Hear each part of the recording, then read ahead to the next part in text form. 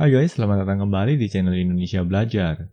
Video ini adalah video keempat dari video berseri atau playlist bertema belajar Matplotlib untuk visualisasi data dalam pemrograman Python. Dalam video kali ini kita akan belajar cara untuk membuat histogram. Yuk kita mulai sesi pembelajaran kita.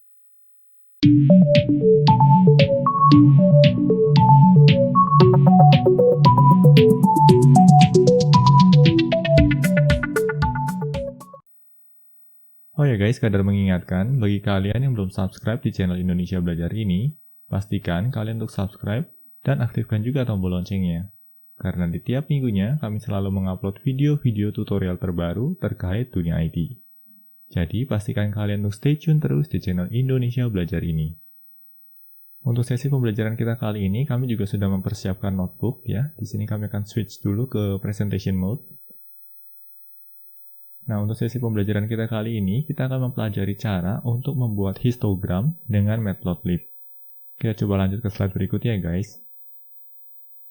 Nah, di sini seperti biasa, pertama-tama kita akan persiapkan dulu modul yang akan kita gunakan untuk sesi pembelajaran kita kali ini. Di sini seperti biasa ya, kita akan aktifkan dulu Magic Command Matplotlib Inline. Seperti pernah kami jelaskan dalam sesi pembelajaran sebelumnya, Magic Command Matplotlib Inline ini sebenarnya tidak harus disertakan bila kita menggunakan Jupyter Notebook yang versinya lebih baru. Hanya saja dalam sesi pembelajaran kita, kami tetap menyertakan Matplotlib Inline ini, in case kalau memang kita sedang menggunakan Jupyter Notebook yang versinya agak lawas. Dan sekadar untuk mengingatkan kembali, Magic Command Matplotlib Inline ini berfungsi untuk melakukan redirection dari output yang dihasilkan oleh Matplotlib, sehingga outputnya bisa ditampilkan dalam halaman Jupyter Notebook. Lalu berikutnya, di sini kita juga akan mengimport dua modul penting, yaitu Matplotlib dan NumPy. Untuk Matplotlib, di sini yang paling penting adalah untuk mengimport Matplotlib pyplot. Nah, di sini pyplotnya kami import sebagai PLT. Selain Matplotlib, dalam sesi pembelajaran kita kali ini, kita juga membutuhkan NumPy, dan di sini NumPy-nya kita import sebagai NP. Lalu berikutnya, di sini kami juga melakukan printout terkait versi dari Matplotlib dan juga NumPy yang kami gunakan untuk sesi kita kali ini. Nah, di sini kami eksekusi dulu skripnya. Dan bisa dilihat di sini ya guys, versi dari Matplotlib yang kami gunakan adalah versi 3.2.2, sedangkan versi NumPy yang kami gunakan saat ini adalah 1.18.5. Selanjutnya kita akan melangkah ke slide berikutnya. Nah, di tahap ini kita akan mempersiapkan sampel datanya. Nah, pada baris yang paling atas di sini kami sudah menyiapkan dua buah variabel, yaitu variabel mu dan variabel sigma. Variabel mu akan diberi nilai 100 dan variabel sigma akan diberi nilai 15. Kedua variabel ini kami beri nama mu dan sigma karena variabel mu ini nanti akan digunakan untuk merepresentasikan nilai min. Sedangkan variabel sigma akan digunakan untuk merepresentasikan nilai standard deviation. Nah, penamaan kedua variabel ini memang kami buat sedemikian rupa agar konteksnya bisa sesuai dengan sampel data yang akan kami bangun. Di sini kami akan membangun sampel data berupa random number yang akan membentuk normal distribution. Random number pembentuk normal distribution ini bisa kita hasilkan dengan memanggil fungsi np.random.rann. Nah, di sini kami juga melewatkan parameter dengan nilai 10.000. Nah, nilai 10.000 ini merepresentasikan jumlah data point yang akan dihasilkan oleh fungsi np.random.rann ini. Fungsi ini akan menghasilkan sejumlah angka acak atau angka random yang akan membentuk yang namanya distribusi normal. Nah, hanya saja distribusi normal yang terbentuk di sini akan memiliki nilai mu 0. Dan untuk kasus kita kali ini, kita tidak ingin agar nilai mu-nya berada di posisi 0. Kita mau agar nilai mu atau nilai tengahnya berada di posisi nilai 100. Oleh karenanya, langkah yang bisa kita lakukan adalah kita akan jumlahkan keseluruhan nilainya dengan nilai 100 atau nilai mu ini. Lalu berikutnya, kita juga mau atur sebaran datanya. Nah, sebaran data itu bisa dikendalikan dengan mengatur standard deviation-nya. Oleh karenanya di sini sebelum dijumlahkan dengan nilai mu, setiap bilangan acak yang dihasilkan di sini akan dikalikan terlebih dahulu dengan nilai sigma atau nilai standard deviation-nya. Lalu berikutnya kumpulan nilai ini akan ditambung ke dalam suatu variabel yang kita beri nama x. Kita coba eksekusi dulu ya guys skripnya di sini. Dan ini adalah hasilnya. Nah, di sini akan dihasilkan sejumlah bilangan acak yang ditambung ke dalam struktur data array. Dan di sini kita juga akan coba buktikan ya guys, kalau memang jumlah data poinnya ada 10.000. Di sini kita bisa buktikan dengan memanggil x.shape. Kita coba eksekusi skripnya di sini. Dan bisa kita lihat di sini ya guys, shape-nya adalah 10.000. Atau dengan kata lain, jumlah data yang tersimpan dalam variabel x ini ada 10.000 data points. Kita coba lanjut ke slide berikutnya ya guys. Nah, di sini kita akan coba plotting sampel data yang baru saja kita hasilkan tadi ke dalam bentuk histogram. Sebelum kami menjelaskan lebih detail terkait skripnya, kami akan coba eksekusi dulu skrip ini. Dan di sini bisa kita lihat bahwa style yang kita gunakan untuk melakukan plotting adalah dengan menggunakan pyplot style. Nah, karena notebook kita berada dalam presentation slide, jadi kami mesti back lalu forward lagi agar tampilan plottingnya bisa muncul dengan sempurna. Selanjutnya kami akan coba bahas bagaimana proses membentuk histogram ini. Nah, di sini cara untuk membangun histogramnya cukup sederhana. Di sini kita cukup panggil saja plt.hist. Pemanggilan plt.hist setidaknya mensyaratkan dua parameter yang harus disertakan. Parameter pertama adalah datasetnya atau sampel datanya, dan parameter yang kedua adalah bins-nya. Nah, untuk kasus kita di sini kan sampel data kita tersimpan dalam variabel x. Oleh karenanya di sini kita sebutkan saja x. Lalu berikutnya terkait bins ya. Nah, bins di sini kita set sebagai 50. Nah, bins ini digunakan untuk menentukan jumlah klasifikasi data atau jumlah pengelompokan data. Nah, nilai bins 50 ini artinya adalah dari 10.000 data point yang kita miliki, kita akan membentuk 50 kelompok data. Dan setelah ke-50 kelompok datanya terbentuk, kita akan hitung jumlah member dari setiap kelompok datanya. Nah, jumlah member dari setiap kelompok data tersebut, ini akan merepresentasikan yang ada di sini nih guys. Nah, ini akan merepresentasikan frekuensi atau jumlah anggota dari setiap kelompok datanya. Terkait dengan dua parameter ini dulu, bagaimana guys? Harapannya bisa dipahami ya.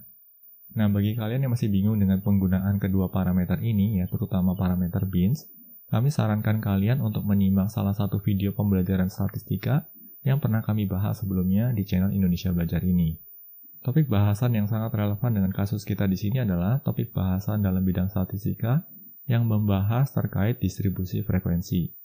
Nanti link untuk menuju video pembahasan yang pernah kami buat akan kami sertakan juga pada deskripsi video.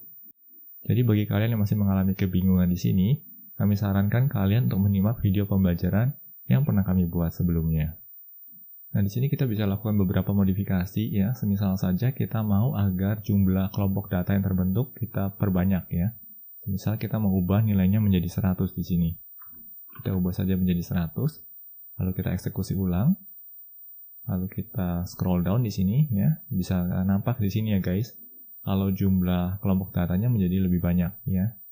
Lalu berikutnya, andai kata kalau kita turunkan nih guys ya, misalkan saja kita turunkan menjadi 25. Lalu kita eksekusi ulang. Nah, ini dia guys hasilnya ya. Nah, harapannya di sini kalian sudah mendapatkan gambaran dan pemahaman yang lebih baik terkait bins ini. Di sini kami akan kembalikan lagi ke nilai semula, yaitu nilai 50.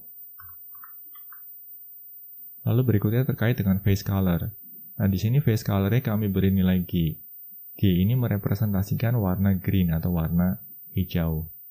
Dan semisal saja kalau kita mau ubah face color-nya menjadi kuning, maka kita bisa ganti menjadi Y untuk merepresentasikan warna yellow di sini. Lalu parameter keempat di sini adalah alpha.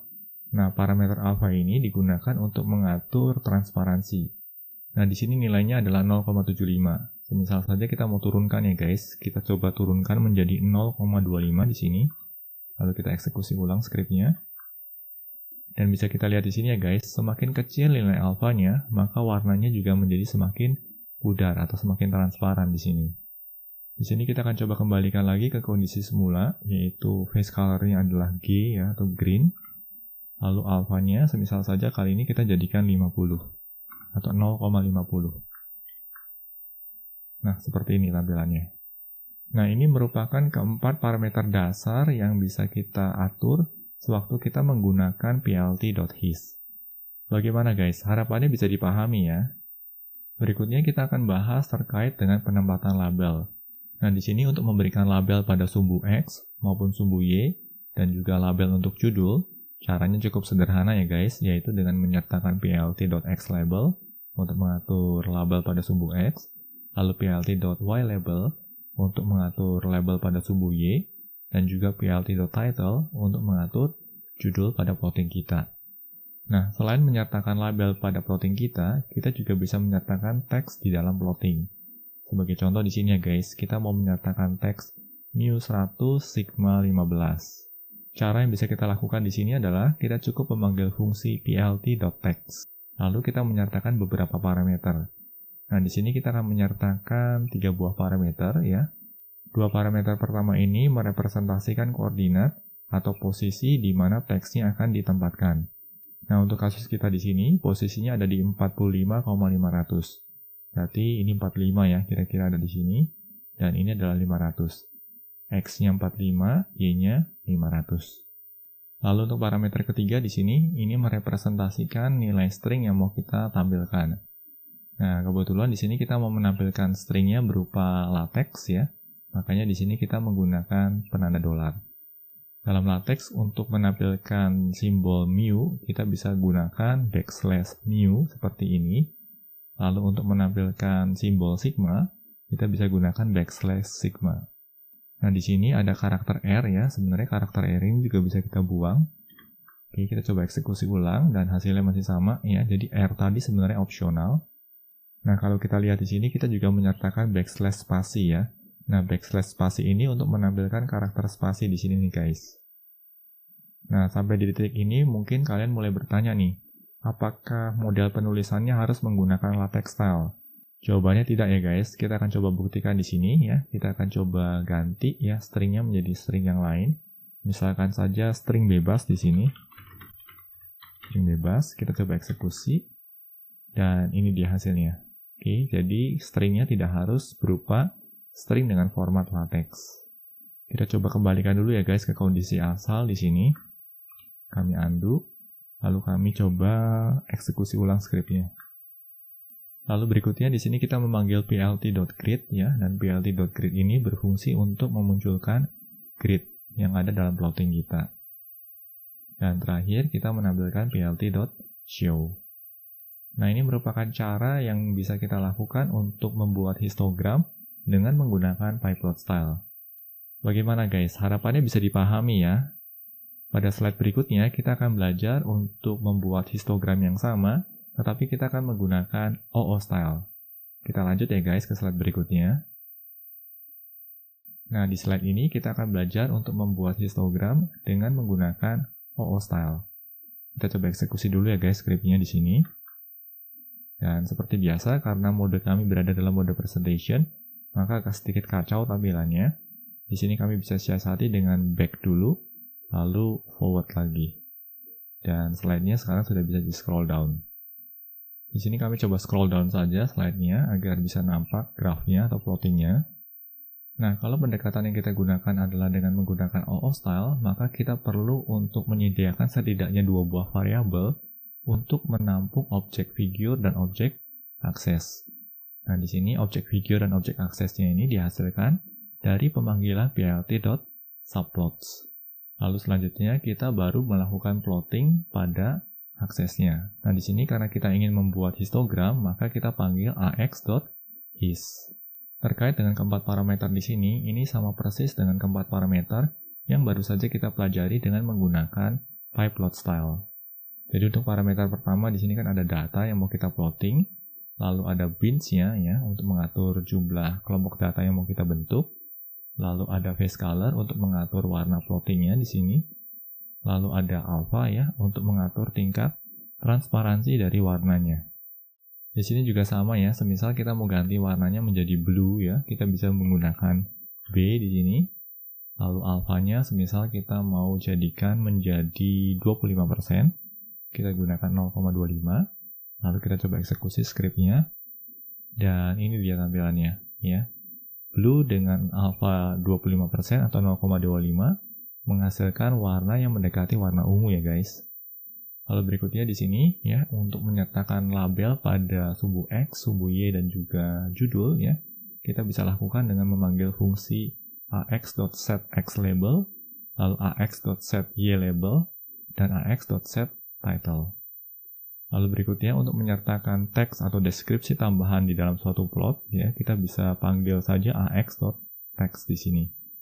Pemanggilan fungsi ax.text ini juga sama ya, akan membutuhkan setidaknya 3 parameter, di mana 2 parameter pertama ini akan merepresentasikan koordinat atau posisi dari teks yang mau kita sertakan.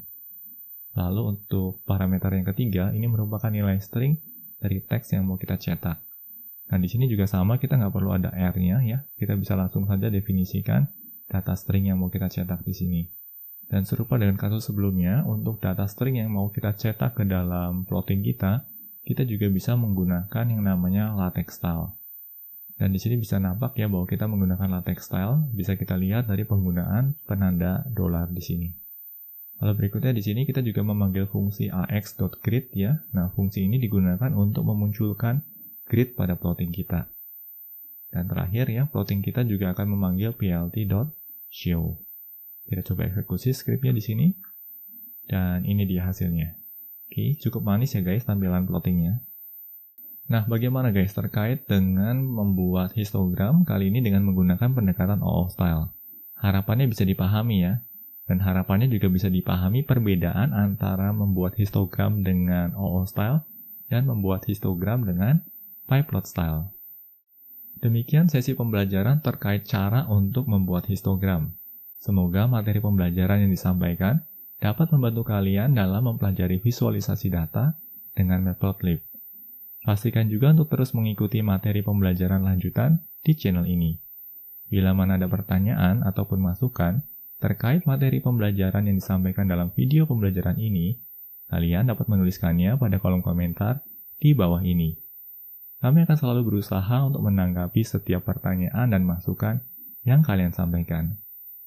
Oke guys, semoga video ini bermanfaat bagi kita semua. Jangan lupa untuk komen, like, share, dan subscribe tentunya, karena ini akan membantu kami untuk terus menghasilkan materi-materi pembelajaran berkualitas lainnya.